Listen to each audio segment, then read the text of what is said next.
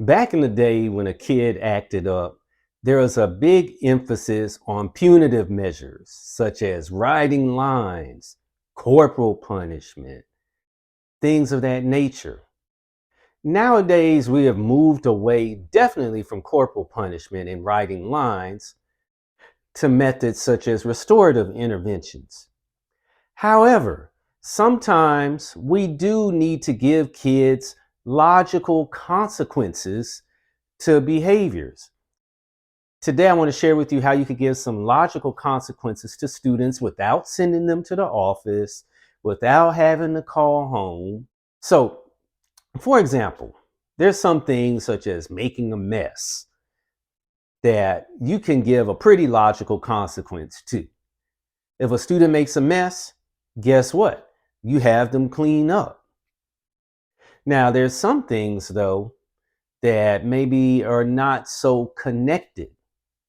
And so, one thing I used to do, and this used to work pretty well, schools run on a schedule.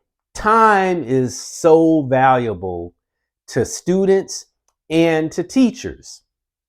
And so, what I used to do, and it really didn't take a whole lot of my time, it did take a little bit of a time sacrifice for me, but it was definitely worth it because it gave a consequence to students and they typically learned from it. What was that consequence?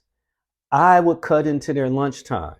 Now, again, teachers, I did not sacrifice a lot of time. I did have to sacrifice a couple of minutes, but it worked really well. And so, for example, if I had a student that was misbehaving in class, I would normally write their name on the board or do something like that, just as a warning. And of course, some of them straighten up. Then you have some that still continue on. So then I'd be like, hey, you're going to have to stay for lunch. All right. And I know some of you are wondering, well, hey, what if I don't have that student right before lunch? Understandable. If you have them after lunch, make sure you take their name down. If you have them earlier in the day, again, take their name down. And then right before lunchtime, the period before lunchtime, email or DM their teacher who has them right before lunch and say, hey, can you send so and so to my class 5 minutes before the bell? That's how you make sure you have them. And so once my class would dismiss for lunch, whatever students I was supposed to have left behind, I would have them sit in my classroom and I would set a timer for maybe 1, 2, 3 minutes at the most.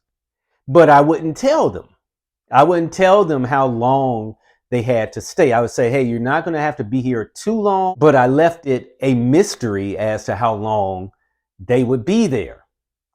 And so a minute, if you don't know how long you're going to be there, might seem like 3 minutes and so on.